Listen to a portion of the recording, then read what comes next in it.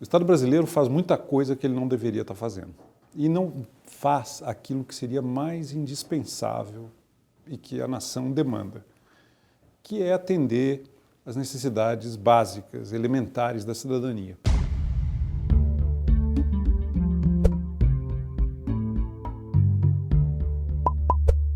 Olá, o Brasil recebe hoje o economista e escritor Eduardo Giannetti e aproveite para visitar um novo site do canal Brasil, umbrasil.com.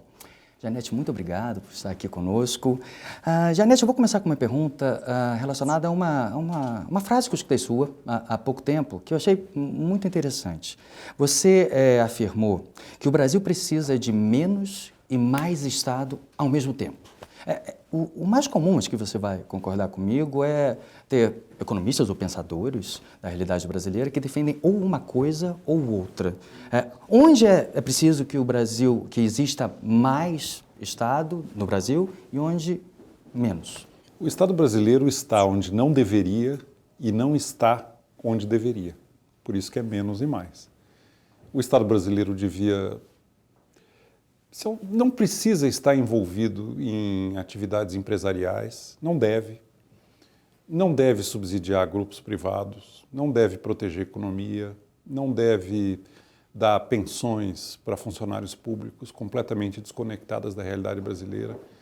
O Estado brasileiro faz muita coisa que ele não deveria estar fazendo e não faz aquilo que seria mais indispensável e que a nação demanda, que é atender as necessidades básicas, elementares da cidadania. Saneamento básico, ensino fundamental de qualidade, saúde pública digna para toda a população, um sistema de aposentadorias que seja universal e que dê um mínimo de dignidade para a população comum e não esse sistema de castas muito extravagante que se criou no Brasil. Então nós temos esse paradoxo, o Estado brasileiro está onde não deveria e não está onde deveria. Então ele é grande demais e pequeno demais. Uma das melhores metáforas que eu conheço para o Estado brasileiro é devida ao Sérgio Abranches, que é um cientista político carioca, que eu acho perfeita. E que, no fundo, é o que eu estou dizendo. O Estado brasileiro é um leviatã anêmico. Outra de suas declarações recentes que me chamou muita atenção, que é o Brasil precisa de menos Brasília e mais Brasil. Me soou, Giannetti, e me corrija se eu estiver errado, mais ou menos aquilo que é muito comum na experiência europeia, na ciência política, que é a subsidiariedade. Isso. Que é aquela ideia de que as decisões políticas têm que ser tomadas onde aquilo afeta a população mais próxima. Isso. E quanto mais amplo, difuso for o tema, mais amplo pode ser o fórum de decisão. É a mesma coisa aplicada à economia, a sua ideia de menos Brasília e mais Brasil? Não é mesmo. A economia é uma dimensão dessa proposta. A regra de ouro deveria ser, na economia, a seguinte: o dinheiro público deve ser gasto o mais perto possível de onde ele é arrecadado. E nós não cumprimos essa regra no Brasil, longe disso. O que acontece na história brasileira, e esse é um assunto que eu tenho estudado, é que o Brasil nunca se decide por um modelo de Estado. Ou ele vai para o pêndulo da centralização, ou ele transita para o outro extremo da descentralização. Se você pegar um panorama da história brasileira, você vai ver esse pêndulo batendo de um lado para o outro, desde a independência. Tá? Primeiro reinado é centralizador, a regência é descentralizadora. O segundo reinado é muito centralizador, a república no Brasil é feita em nome da descentralização. Por isso que passa a se chamar o país uma república federativa. É curioso porque é uma federação que foi decretada pelo governo central, não é uma federação que surgiu. Sim. Talvez seja um único caso de uma federação que surge por um fiat, por um ato do governo central. Não foram 13 colônias que fizeram o Estado? Foi um governo central que decretou um Estado federativo, mas a grande bandeira republicana era a autonomia dos Estados. Então você teve a República Velha descentralizada, vem a Revolução de 30, centraliza violentamente no Estado Novo. O Getúlio nomeava até um carteiro em Manaus. Tudo passava pelo governo central. Redemocratiza, descentraliza de novo. Vem o regime militar, centraliza radicalmente. Eu me lembro, eu era jovem, me impressionava o fato de que na época do regime militar, até os secretários da Fazenda dos estados eram nomeados em Brasília. Os interventores não tinham autonomia para indicar quem ia cuidar das finanças do Estado. tinha que passar por Brasília, porque Brasília queria ter um controle absoluto das finanças estaduais, e tinha. Vem a redemocratização nos anos 80 e a nova Constituição em 88 e opta por um Estado federativo, por um modelo de Estado que não é unitário, como era no regime militar, altamente centralizado, mas sim por um Estado federativo. Em princípio, nenhum problema. Descentralizar é um dos modelos disponíveis e perfeitamente viável, eu considero até superior, porque é aquele princípio de que o dinheiro público é gasto perto de onde ele é arrecadado. Só que em 88 teve um problema. Descentralizaram as atribuições do setor público, educação, saúde, segurança, transporte, saneamento, passaram para os entes federativos, estados e municípios, mas não descentralizaram a autoridade para tributar, que continuou altamente concentrada na União. O dinheiro tem que ir e voltar. Então começou um problema. O dinheiro vai para Brasília para voltar. Os estados e municípios passam a depender todo o tempo de liberação de verba que passa por Brasília. Esse é um problema para as finanças públicas brasileiras, né? Porque torna tudo muito dependente do governo central. E não é saudável. 80% ou mais dos municípios brasileiros praticamente nada arrecada. Ele vive de mesada intraconstitucional. Ou fundo de participação da União ou fundo de participação dos municípios nos estados. Isso é uma receita para uma utilização do dinheiro público, porque o cidadão não sabe quanto está pagando, para onde está indo e como está voltando.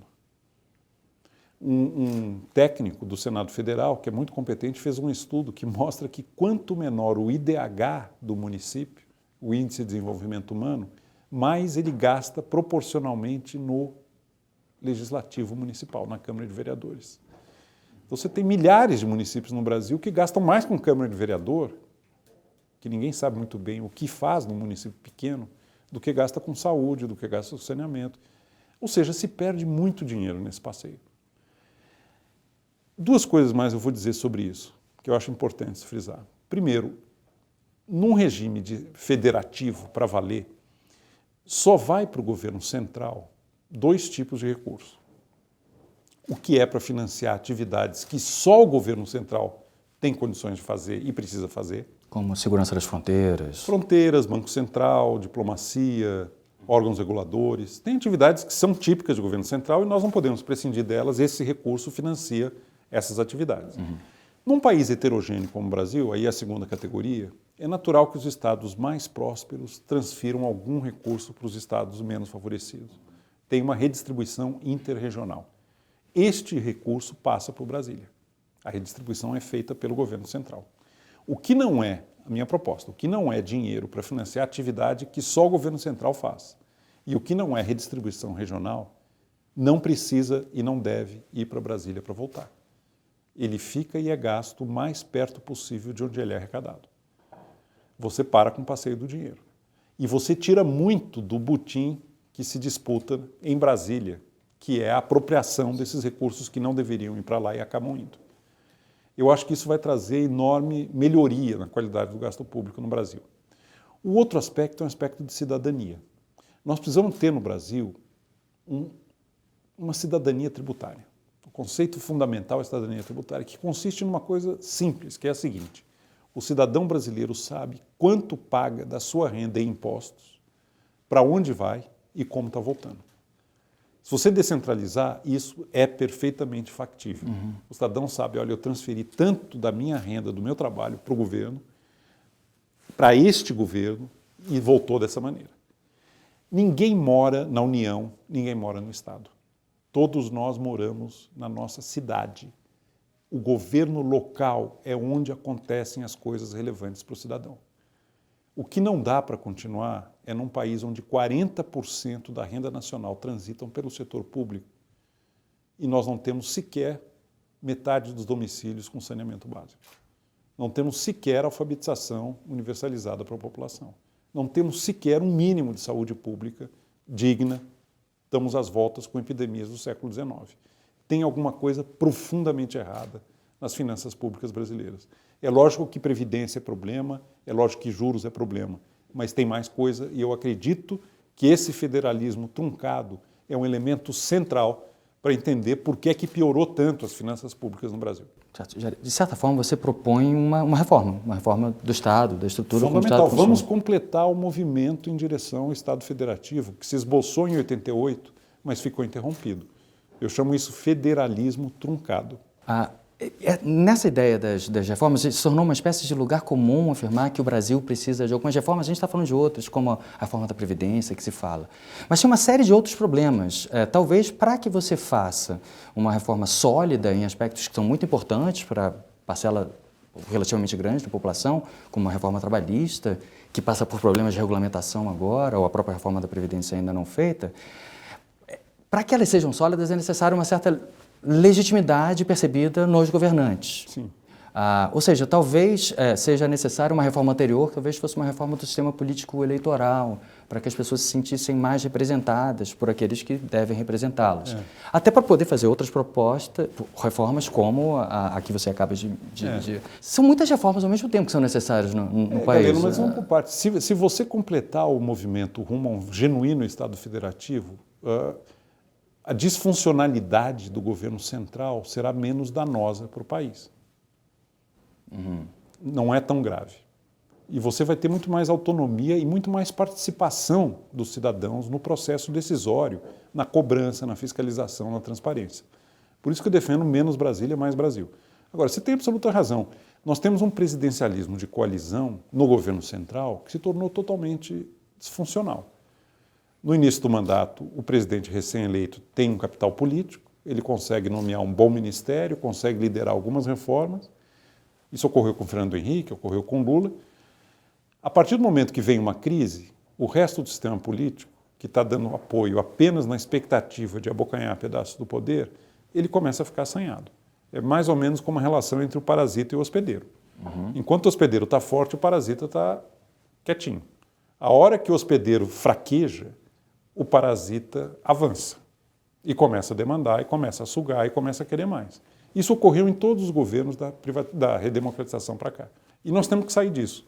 Uma das razões pelas quais isso acontece são duas, fundamentalmente. Primeiro, que nós não temos partidos com coerência programática. O Brasil tem 28 partidos no Congresso e não tem nenhum partido mais.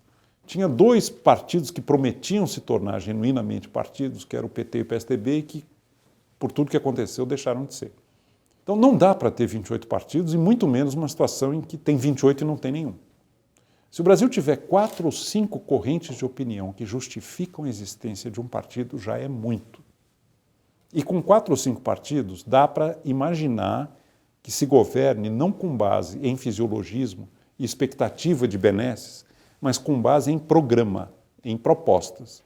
O presidente eleito sabe que vai contar com uma base de sustentação, não pela perspectiva do parasita de se assenhorar do poder, mas sim porque aquelas propostas e aquelas ideias fazem parte de um projeto. É para isso que nós temos que ir. Agora, eu repito, o estrago do presidencialismo de coalizão será muito menor se ele não mudar, se ele continuar como é, se nós tivermos menos Brasília, mais Brasil. É lógico que vai ter problemas também em governo local e estadual, não tem a menor dúvida. Mas é muito mais passível de correção, porque vai ter mais controle por parte do cidadão, que sabe quanto está pagando, para onde está indo, como está voltando ou não. Quando ele vê que o município gasta mais com Câmara de Vereador do que gasta com saúde, ele vai exigir uma mudança. Caso haja essa clareza dessa... Mas tem que trabalhar para ter. Cidadania tributária é fundamental e não existe hoje no Brasil. A boa parte dos brasileiros sequer sabe que paga imposto, porque são impostos indiretos que estão no remédio, que estão na luz, que estão no combustível, que estão no telefone celular. E ele não sabe. 36% do preço dos remédios no Brasil, na média, é imposto. É uma maluquice. E o cidadão não tem noção disso. Você mencionou a Constituição, que está fazendo 30 anos. É até uma preocupação do próprio Brasil, esse ano, falar desses 30 anos da Constituição. Você vem de um painel agora, no qual você chegou a mencionar, e houve uma discussão sobre esses 30 anos da Constituição também. É a Constituição que foi considerada, e é uma Constituição muito importante como passo democrático, Constituição cidadã, como mencionava o Ulisses Guimarães. Mas, ao mesmo tempo, você mesmo percebe que há alguns problemas estruturais. A Constituição brasileira, apesar de bem intencionada, envelheceu rápido demais, porque os estados democráticos normalmente têm constituições que duram muito mais tempo antes de se perceber alguma necessidade de um Bill of Rights. A América Latina, pela sua própria formação histórica, padece de um problema que já foi chamado de constitucionalite, que é uma propensão a renovar pactos fundamentais de ordem constitucional, dentro, muitas vezes, da ilusão de que isso resolverá os problemas. Se isso resolvesse problemas, a América Latina já teria resolvido todos, porque a média é em torno de 9 por país. Realmente são sociedades que têm muita dificuldade em chegar a algum tipo de carta de princípios básicos da convivência humana que tenha uma permanência no tempo. Eu acho que a Constituição de 88 brasileira traz avanços, ela tem conquistas importantes que devem ser preservadas, mas ela é muito detalhista. Às vezes eu pego a Constituição, fico folheando, a Constituição brasileira define quanto dos gastos em irrigação devem ser obrigatoriamente feitos na região Nordeste. Colocar isso na Constituição é realmente, não tem o menor cabimento. Tem um artigo que é delicioso, é 240 o artigo. O direito do idoso à vida e à saúde. Eu estou esperando regulamentar. Porque imortalizou a população brasileira. É maravilhoso, vamos regulamentar. Faltou conversar com uma certa autoridade aí para ver se ela aceita conferir universalmente o direito à vida e à saúde do idoso. Então, essa ideia de que você vai resolver coisas pondo no papel é muito duvidosa. Eu respeito as boas intenções da Constituição brasileira, acho que é um avanço, é uma conquista, mas ela tem problemas pelo seu detalhismo e por uma certa ingenuidade de que colocar direitos no papel significa que eles estão garantidos. Eu, às vezes, provoco pessoas que eu respeito muito, constitucionalistas, com a seguinte proposta. Imagine alguém que não sabe nada do Brasil, não tem a menor ideia do que é esse país. Imagine que essa pessoa receba a Constituição brasileira e ela leia a Constituição e tenha que conceber o país que está por trás dessa Constituição. Que semelhança teria com o nosso? Uma outra questão muito desse momento político, 2018, é o fato de nós, no final desse ano, termos uma eleição presidencial. Uma eleição presidencial em que os dois partidos que pareciam se consolidar com talvez duas forças políticas sustentáveis, os 6 últimos presidentes eleitos foram de 2 partidos, o PT e o PSDB, ambos enfrentam dificuldades bastante significativas devido aos processos relativos à Lava Jato, enfim, a várias questões. Isso é uma oportunidade para o surgimento de novas facções políticas, ou existe um risco de uma solução extremista na ausência de partidos consolidados mais ou menos em torno do centro do espectro político? Eu acredito que é as duas coisas ao mesmo tempo. É uma grande oportunidade de renovação, mas ao mesmo tempo nós estamos sujeitos a aventuras indesejáveis que podem, num contexto de descontentamento grave da ampla maioria da população, podem perfeitamente se viabilizar. Eu considero a Lava Jato o mais importante acontecimento político da atualidade brasileira, da vida pública brasileira. Eu coloco na mesma ordem de importância da redemocratização nos anos 80 e da conquista da estabilidade monetária nos anos 90. Por quê? Porque a Lava Jato explicitou, escancarou a deformação patrimonialista do Estado brasileiro. É algo que nos acompanha desde a nossa origem, que é uma relação espúria entre público e privado, na qual quem manda, quem está no poder, quem é governante, o que o Raimundo Fauru chamava patronato político, só pensa em se perpetuar nele e, portanto, usa o Estado para seus próprios fins, como se a sociedade existisse para servi-lo e não o contrário. E grande parte do empresariado, não posso generalizar porque tem honrosas exceções, mas grande parte do grande empresariado que prefere buscar o crescimento dos seus negócios por meio de acesso privilegiado a esses governantes do que fazendo o que deveria no mercado, que é inovar, competir e fornecer bens cujo valor é socialmente reconhecido. O encontro dessas duas forças, desses dois vetores, é o Estado patrimonialista. O que a Lava Jato fez foi explicitar e escancarar isso de uma maneira detalhada. Nós estamos tendo uma aula de sociologia política aplicada que o Sérgio Buarque de Holanda e Raimundo Faoro adorariam ter presenciado, porque eles teorizaram isso. E agora explicitou, detalhou, esse movimento é irreversível. É uma condição necessária, mas não suficiente para a superação dessa deformação patrimonialista. O que depende a superação? O que é condição suficiente? É o que nós, sociedade civil brasileira, faremos com essa revelação. Faremos com esse conhecimento, com esse autoconhecimento doloroso que a Lava Jato permitiu que nós fizéssemos nos últimos anos. Mas foi aberta e escancarada a entranha do modus operandi da política no Brasil. Este conhecimento saiu. Se isso existe, é melhor saber do que não saber. Senão é como um câncer assintomático, que está nos comendo as entranhas e nós não sabemos. A grande incógnita é como é que a sociedade civil, depois de tudo que aflorou e que apareceu, como é que ela vai reagir. E as urnas estão aí para nós termos a resposta. Você não arrisca uma opinião... Eu sou otimista, eu sou confiante. Eu acho. Acredito que pode surgir. Eu acho que depois da fraude eleitoral de 2014, da grande recessão, com alto desemprego, pela qual o Brasil amargou nesses anos todos, e de tudo que aflorou da Lava Jato, a população está realmente querendo participar mais, porque percebe que isso afeta a sua condição de vida e o seu futuro. E eu acho que essa informação lhes dá e nos dá a condição de uma verdadeira mudança. Agora, eu temo que se isso não vier pela via democrática, dentro do sistema das eleições, possa acabar descambando para outro tipo de ruptura, como foram as revoluções francesa e a Revolução Americana. O Brasil, de certa maneira, ainda está no antigo regime. Instituições como o foro privilegiado, que nós ainda temos, são coisas do antigo regime. O sistema de castas da Previdência é antigo regime. A desigualdade brasileira, abissal, de oportunidades, é antigo regime.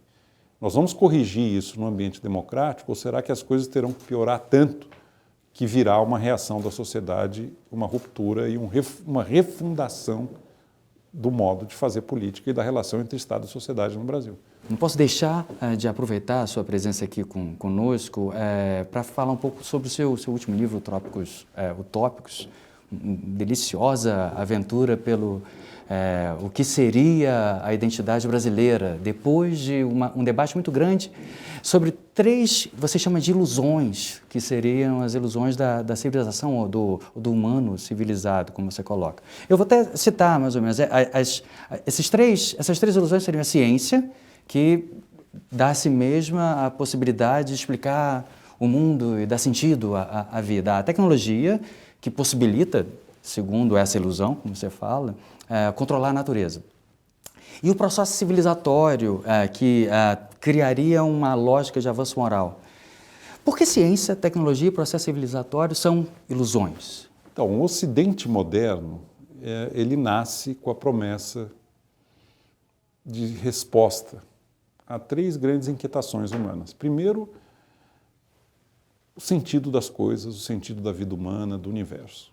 A ciência e a aplicação da lógica e da razão e do conhecimento empírico pareceu, durante muito tempo, o caminho para se obter respostas. Eu acho que hoje está bastante claro que a ciência é fantástica, maravilhosa. Eu seria a última pessoa do mundo a ter uma postura anticientífica. Eu acho que a ciência é uma maravilha, uma das maiores conquistas da humanidade. Mas se tem uma coisa que ela não é capaz de fazer, dá respostas a perguntas que ela não tem nem como formular. Porque a pergunta sobre o sentido humano do universo é alguma coisa que a ciência, de partida, não pressupõe.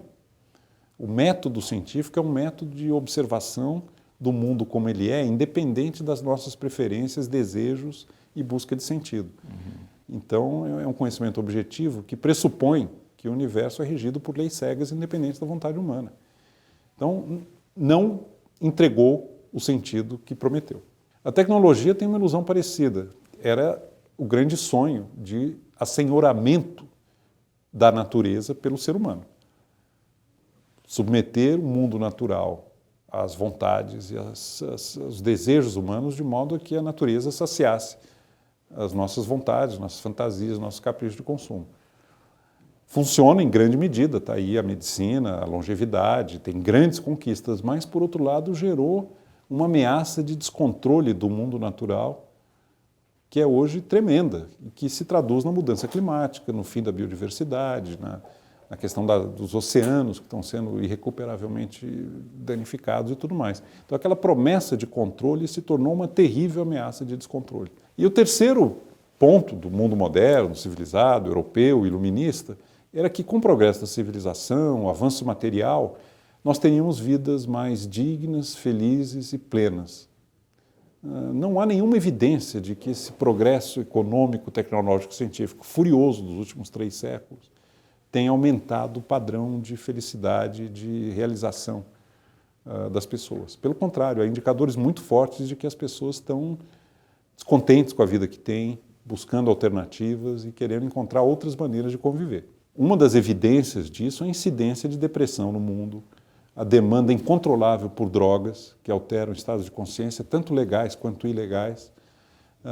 Há uma crise da ecologia psíquica. Aliás, o Papa Francisco resumiu isso maravilhosamente numa encíclica chamada Laudato Si, quando ele diz que os desertos externos estão aumentando no mundo porque os desertos internos se tornaram tão vastos.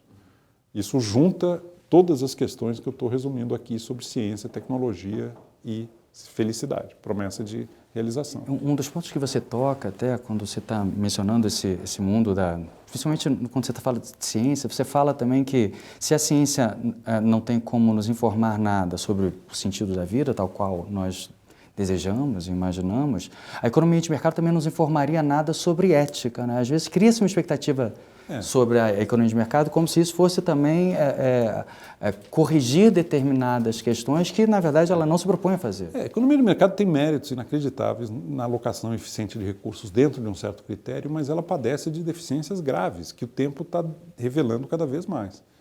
Ela não promove um mínimo de equidade, ela acirra desigualdades, depende muito das dotações iniciais, mas isso ela não corrige quando são muito desiguais. Ela não sinaliza adequadamente o impacto cumulativo das escolhas humanas sobre o meio ambiente. Esse é um problema terrível. Você pega um avião para cruzar o Atlântico, você paga o combustível, você paga a depreciação do equipamento, você remunera o capital da empresa aérea, você paga o serviço de bordo. Todo o CO2 que você emite no trajeto é de graça. É um custo enorme, mas o sistema de preços não capta.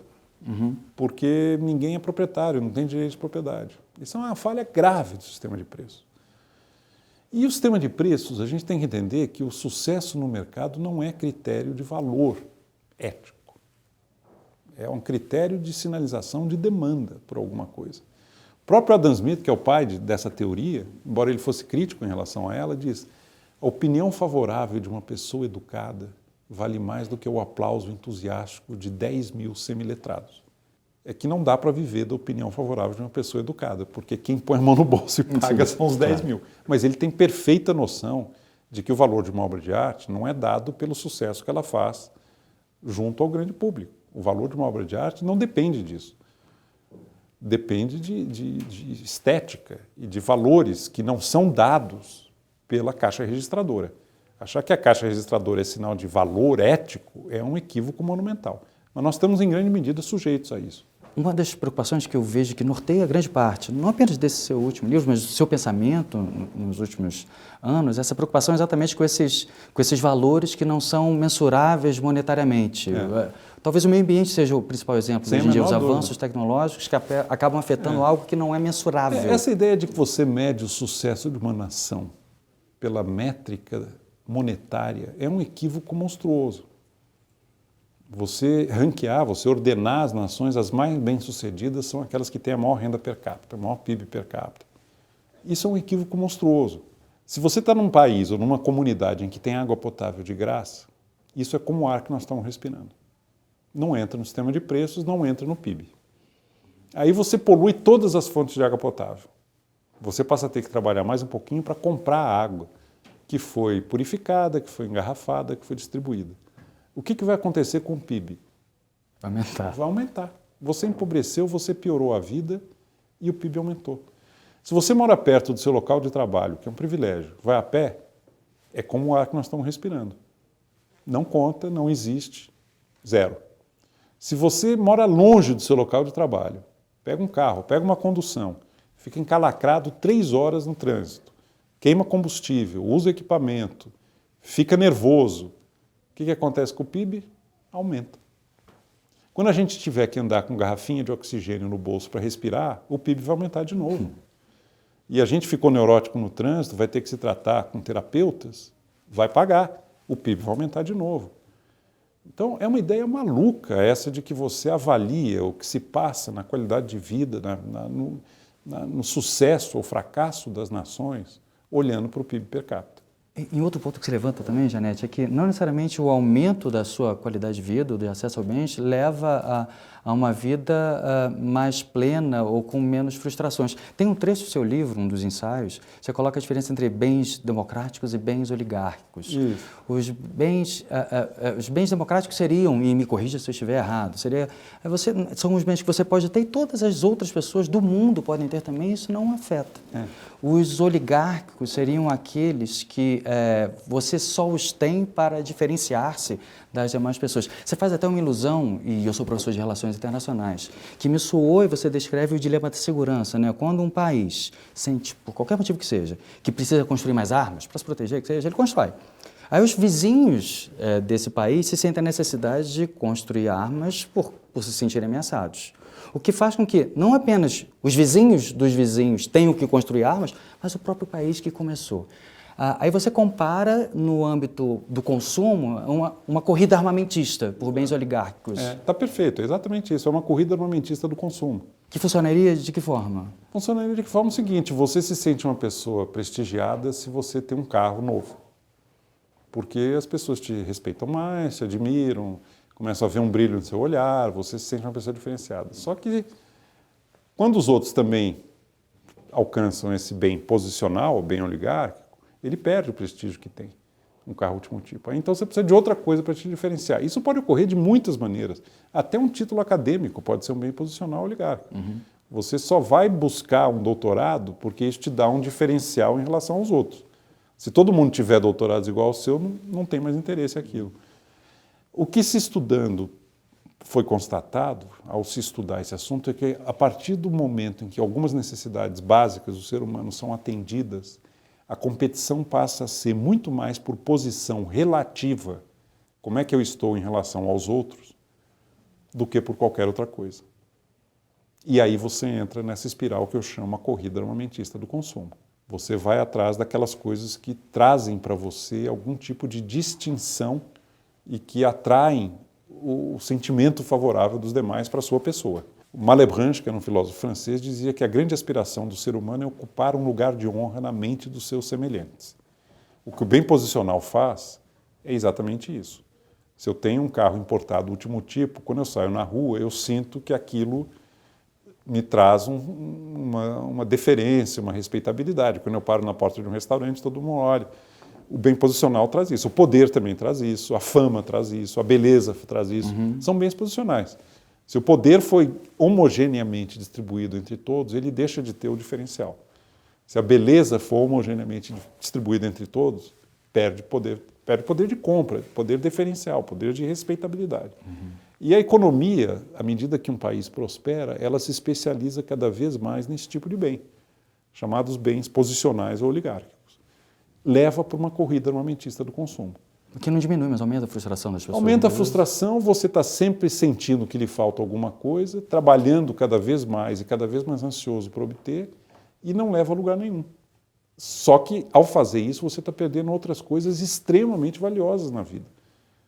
Convivência com amigos, convivência com os idosos, desfrute de obras de arte, a leitura, porque você vai ficando ansioso e cada vez mais pressionado para não ficar para trás.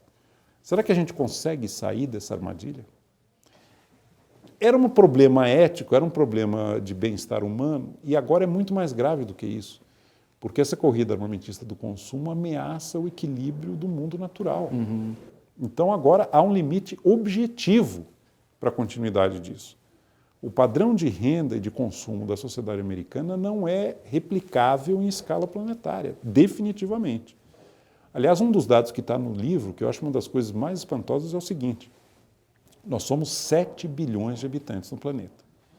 O bilhão que está no topo da pirâmide de consumo, são os vitoriosos na corrida armamentista do consumo, representa metade das emissões de CO2, de gases de efeito estufa. Os 3 bilhões que estão na classe média, no miolo da pirâmide, representam 45% das emissões. E os 3 bilhões que estão na base da pirâmide, metade sem acesso à eletricidade, respondem por 5% das emissões. Bom, tudo que a classe média da humanidade quer é chegar no topo do bilhão que emite metade, e tudo que quem está na base justificadamente quer é sair da condição de precariedade em que vive e viver pelo menos com a classe média. Só que essa conta não fecha de jeito nenhum. E 1 bilhão de habitantes altamente prósperos estão impondo ao resto da humanidade e às gerações futuras um risco imensurável de perda de condições elementares de vida biológica. Perda de biodiversidade, deslocamentos de populações inteiras, problemas que a gente mal consegue imaginar se esse caso venha a se materializar. Não dá. Nós estamos num caminho, é mais ou menos como um fumante inveterado. A humanidade é hoje um fumante inveterado que diagnosticou um eczema pulmonar. Se continuar no caminho que está, vai virar câncer e vai terminar muito mal. Você cita também nessa sua ideia de processo civilizatório que seria, não sei se com inspiração de Norbert Elias, mas a ideia de que seriam, com a tecnologia, o processo civilizatório seriam 2 ambientes, no qual você busca o controle da natureza e outro, em última instância, você procura um controle, ou pelo menos uma autocontenção da animalidade da natureza humana. Sim, são própria. paralelos. Você considera que essa tentativa racional de conter essa animalidade e as 2 naturezas, externa e interna, elas são possíveis? É daí que vem a sua ideia de homem descivilizado, como você coloca, que seria alguma coisa diferente dessa tentativa de controlar? Não, são dois movimentos que se autorreferenciam e que caminham juntos. Um é o desejo de controlar o mundo natural externo. Isso tem raízes muito remotas no momento em que se passa de uma economia de coleta e caça para uma economia agrícola, em que é o primeiro gesto e fundamental, tanto que é uma revolução tecnológica, de controle das plantas e dos animais para fins de alimentação e de desfrute humano. E isso vem nas revoluções tecnológicas e tudo mais. Só que, paralelamente a isso, foi preciso domesticar o animal humano. Não é mais aquele ser absolutamente livre, como é o silvícola na floresta, como é o pré-civilizado, mas passa a ser alguém que trabalha disciplinadamente, um número fixo de horas por dia, sujeito a ordens, a cumprir determinações. Tudo isso requer um enorme trabalho de cerceamento do psiquismo arcaico, do psiquismo profundo do ser humano. E essas 2 coisas caminham juntas ao longo de um tempo muito longo, pelo menos de 12 mil anos para cá. Não há dúvida sobre as conquistas enormes desse processo, mas ele tem limites. A tentativa de dominar e de extrair do mundo natural, mais do que o mundo natural suporta, e as intervenções muito grossas e muito agressivas que se faz ao mundo natural em nome desse assenhoramento da natureza, trouxeram efeitos colaterais indesejáveis perigosíssimos, como mudança climática, para dar o exemplo mais emblemático. Será que não está ocorrendo algo semelhante na tentativa muito agressiva de disciplinar o psiquismo arcaico do ser humano para que ele se torne altamente competitivo, eficiente, lógico em tudo, otimizador, o tempo inteiro pautado por uma lógica da competição calculista? É uma pergunta. Se isso estiver ocorrendo, eu chamo isso, e eu acredito que sim, crise da ecologia psíquica. Existe um correlato da crise ambiental ecológica, que é a crise da ecologia psíquica. Nós estamos provavelmente causando danos gravíssimos a um psiquismo arcaico, profundo, que é parte da nossa condição humana e que precisa ser mais tolerado, mais respeitado e mais integrado ao nosso modo de ser. Daí que nasce a utopia brasileira. A sua ideia de uma identidade brasileira que não deveria, talvez, simplesmente imitar essa herança da civilização tal como nos é apresentada pelo mundo ocidental, seria uma ideia de uma identidade brasileira em que esse autodomínio imposto poderia ser relativizado? Seria aí que talvez pudesse encontrar uma ideia de civilização brasileira, ou identidade brasileira? Por caminhos muito tortuosos e não planejados, o Brasil acaba se constituindo numa alternativa a essa falência múltipla do projeto ocidental, na ciência, na tecnologia e no progresso material. Por quê? Porque nós temos um mundo natural preservado, em grande medida por acidente geográfico e por uma certa sorte de não termos tido a eficiência dos americanos em destruir tudo. E nós temos uma psicologia profunda que não está tão macerada, não está tão agredida, aviltada por esse processo civilizatório altamente exigente, que é o padrão da máxima competitividade, calculismo, tudo isso que nós sabemos do Ocidente do Norte, do mundo do Norte. Então, por acidentes, por caminhos tortuosos, muitas vezes cruéis, o Brasil preservou, tanto fora quanto dentro, no mundo natural externo e no mundo natural interno, preservou coisas extremamente valiosas e que hoje faltam no mundo. Um mundo natural preservado e uma certa exuberância subjetiva e uma certa espontaneidade, uma força dos afetos, o que eu chamo a vitalidade iorubá filtrada pela ternura portuguesa, que é o que nos diferencia. O mais valioso que o Brasil tem é o modo como se integraram na nossa cultura, no nosso corpo e na nossa cultura, três matrizes, ibero-europeia, ameríndia e africana. O modo como isso se fundiu, se integrou na vida brasileira, tanto na genética quanto na cultura, no espírito, é o que nos diferencia, o que nos promete uma originalidade bela. Eu acho que nós temos que saber reconhecer o que nós temos de promissor e de belo a ser conquistado. É lógico que temos problemas enormes, a gente conversou sobre alguns deles no início, materiais elementares que têm que ser enfrentados, mas não em nome de reproduzirmos aqui o que já deu errado fora. O Brasil não deve se render culturalmente, na sua consciência, a um modelo de civilização que chegou ao seu limite. Nós podemos ousar uma originalidade e sermos quem somos. Eu acho que a maturidade de uma cultura é a tranquilidade de ser o que se é. E é isso que nós temos que buscar.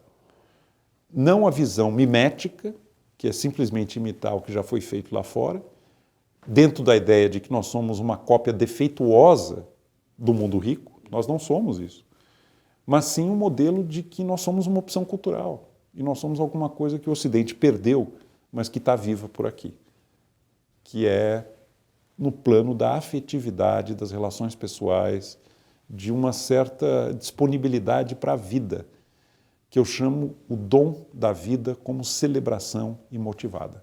Isso está vivo no Brasil. Janete, para encerrar essa entrevista aqui, eu vou fazer uma pequena maldade. Você encerra Trópicos Utópicos, seu último livro, com uma pergunta. Eu vou te pedir para responder essa pergunta. Tupi ou not tupi? Tupi and not tupi. Janete, muito obrigado. Foi um grande prazer recebê-lo aqui, tá bom? Obrigado, galera.